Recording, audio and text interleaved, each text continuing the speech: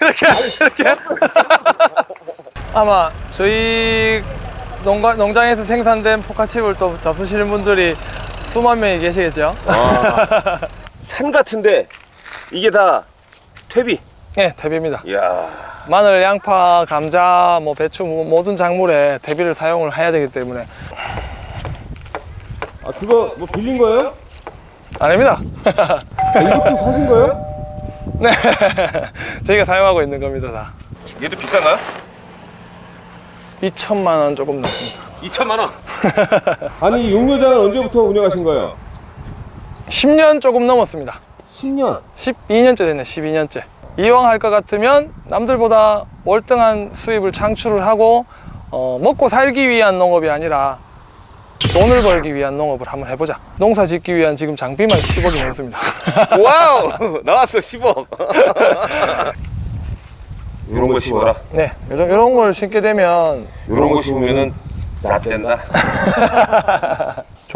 좋은 종자를 사용하셔서 농사 잘 지어서 수입 창출을 하는 게 훨씬 더 농민들한테 그 이득이 됩니다. 주부님들 이렇게 뭐 살 때 같이 뭐 이렇게 모아서 공동 구매하는 것처럼 우리 농민들도 내가 원하는 비분, 지금 일반 기존에 나오는 22-8, 5, 뭐 그 다음에 고토 붕소가 끝이거든요. 너무 작죠? 12대 원소가 없죠? 근데 거기에다가 그 비료에다가 우리가 원하는 12대 원소를 될 수 있으면 다 집어넣어서 만드는데. 아니, 이런 생각을 어떻게 하신 거예요?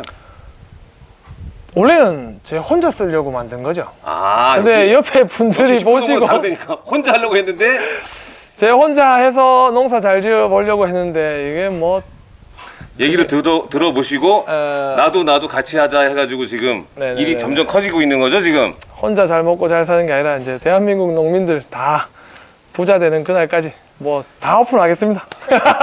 역시 이 마음 씀씀이가 슈퍼농구답네요. 자, 우리 대한민국의 농부들이 부자 되는 그날까지 한국농산TV는 여러분과 함께 하겠습니다. 자, 구매를 원하시는 분들은 아래 전화번호로 연락 주시면 8월 30일까지 주문 받습니다. 빨리 주문 주세요.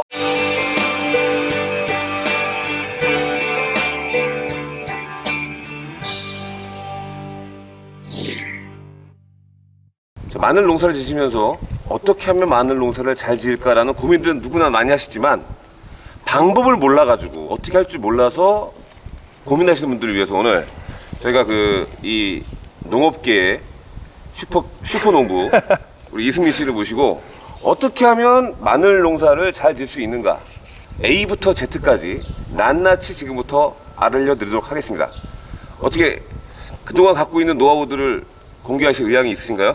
네, 뭐 전국에 계신 농민들 다 부자 되는 날, 그날이 제일 좋은 날이기 때문에 뭐 저 같은 경우에도 보통 계약 재배를 많이 하기 때문에 제가 처음 농사 지을 때는 농약 치고 농민들이 농약병도 안 보여줬습니다. 진짜 그랬었습니다. 10몇 년 전에는. 근데 요즘은 PD님 오셔서 이렇게 농수산TV가 있고 유튜브가 이렇게 세상에 알려지면서 농민들이, 전국에 있는 농민분들이 이 영상을 보시고도 다 따라 하시고 열심히만 하시면 뭐 수입 창출해서 돈을 벌 수 있기 때문에 뭐 얼마든지 공개해 드리겠습니다. 대한민국 농민이 부자가 되는 그날까지 한국농산TV는 여러분 곁에 서 있도록 하겠습니다. 농민 여러분 화이팅!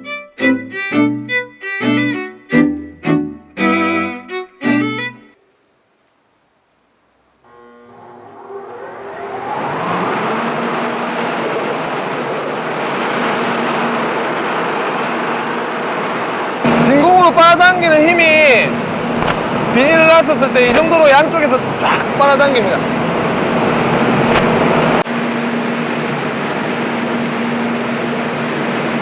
바람이 얼마나 센지 한번 확인시켜 드리겠습니다.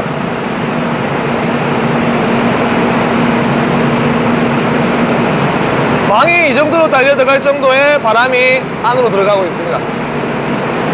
그러면 밑에도 위에도 전체적으로 다 바람이 여기서 들어가서 저기까지 다 통과를 하기 때문에 마늘 하나하나 사이에 있는 수분들이 금방 다 마를 수가 있습니다.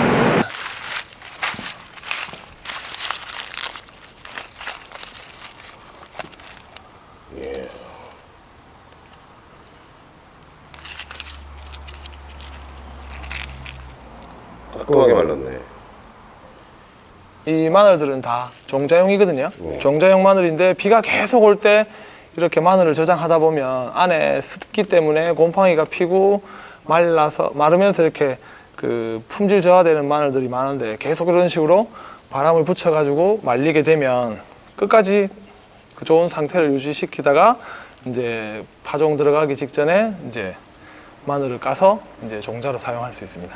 이게 언제 지금 이 창고에 들어온 거죠? 저희가 농사 지은 마늘을 이제 처분하고 그 다음에 바로 7월 말경에 이제 저희가 창고로 가지고 들어와서 이제 지금 심을 그 준비를 하고 있는 겁니다. 뭐부터 말씀해 주실 건가요? 종자를 올해 같은 경우 겨울에 날씨가 따뜻하고 하면서 녹병이라든지 뭐 흑색 썩음 균핵병, 그다음 뭐 뿌리 응애 병과 충이 상당히 그 마늘에 많이 이렇게 그 가해를 줬거든요. 그렇기 때문에 자기가 직접 농사 지은 그 마늘 중에 밭에 병이 걸리지 않은 깨끗한 마늘들을 종자로 사용하셔야 되거든요. 뭐 사람도 마찬가지로 사람 그 아빠가 몸이 건강하지 않은데 밑에 자식을 낳았을 때 건강할 수가 없거든요. 그렇죠. 안 좋은 병이 유전될 수가 있기 때문에 병에 걸린 마늘을 심어버리게 되면 농가분들이 최고 안타까운 게 그 좋은 마늘들은 판매를 해버리고 벌어진다든지 조금 안 좋은 마늘들을 이렇게 두었다가 다시 종자로 사용하시는데 그 악순환입니다. 악순환. 악순환. 그 벌마늘? 벌마늘 같은 거를 그럼 어떻게 그런 것들을 그냥 뭐 병에 걸리지 않아서 이렇게 벌어지고 이런 것 같은 경우는 사용하셔도 되는데 이게 올해 같은 경우는 병에 걸려서 이렇게 껍질 상태가 안 좋다든지 아니면 이렇게 그 색깔이 깨끗하지 않은 그런 마늘들이 많거든요. 올해 같은 경우는 그런 마늘들을 심었었을 때 이제 봄밭에 가서 병에 걸려서 잘 크지 못할 확률이 80% 90%가 되는 거죠. 농민들도 알고는 있겠네요. 알고는 있지만 또 새로 종자를 구입해서 돈을 투자하기가 뭐 요즘 농민들 그 주머니 사정이 좋지 않기 때문에 마늘 올해는 조금 좋았었는데 작년 저작년 한 2년 동안은 마늘 시세가 없었기 때문에 마음은 꿀뚝 같지만 이게 행동으로 옮겨지기가 좀 쉽지 않죠. 자 그럼 지금부터 어떤 마늘이 좋은 마늘인지 한번 알아보도록 하겠습니다. 마늘 종구는 크면 좋겠지만 또 마늘이 너무 큰 마늘로 종구를 쓰다 보면은 그 종자 가격이 너무 많이 이렇게 들어가기 때문에 한 5cm에서 한 5.5cm 정도 사이즈, 그리고 쪽이 이렇게 까보면 쪽 자체가 이렇게 너무 큰 마늘들은 보면 쏙쪽이 또 많습니다. 근데 이런 사이즈들의 마늘들은 딱 이렇게 보시면 마늘 안에 속쪽이 별로 없이 거의 다 사용을 할 수 있죠. 이렇게 한 개 한 개 이런 마늘들이 있고, 여기 보면 딱 두 개가 못 쓰는 종자로 사용하기 힘든 요 두 개 정도 마늘, 요런 마늘들이 있거든요.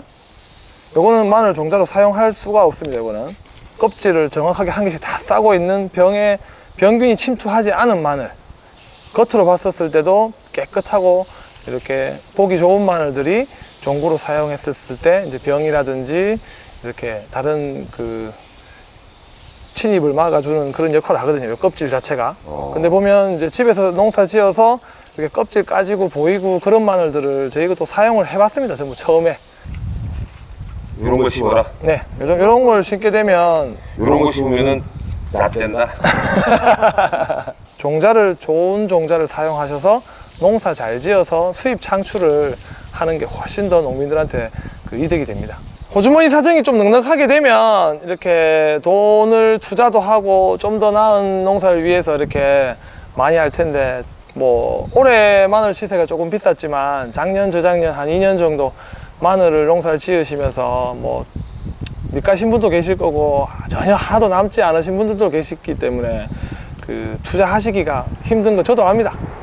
저도 똑같이 마늘 농사를 짓고 양파 농사를 짓고 농사를 짓지만 그 악순환을 안 겪으시려면 조금 무리를 하시더라도 좋은 종자, 확실한 종자를 사용하셔가지고 농사를 지으셔야 내년 6월 달에 웃으면서 수확하실 수 있습니다. 그 다음에 해줄 일이 뭔가요? 마늘 종자가 준비됐으면 이제 그 밭장만이 들어가야 되겠죠. 밭장만이 들어가서 퇴비를 뿌리고 그 다음 비료를 살포하고 뭐 살균, 살충제, 그 다음 비닐 피복에서 이제 종자 소독을 해서 그 다음에 마늘을 심는데 퇴비 뿌리는 거랑 뭐 퇴비장 관리하는 거랑 좀 미흡하고 아직 저도 많이 부족하지만 뭐 처음 하시는 농민들을 위해서 이제 경험이 얼마 없으신 농민들을 위해서 제가 하나하나 설명해 드리고 보여드리겠습니다. Here we go.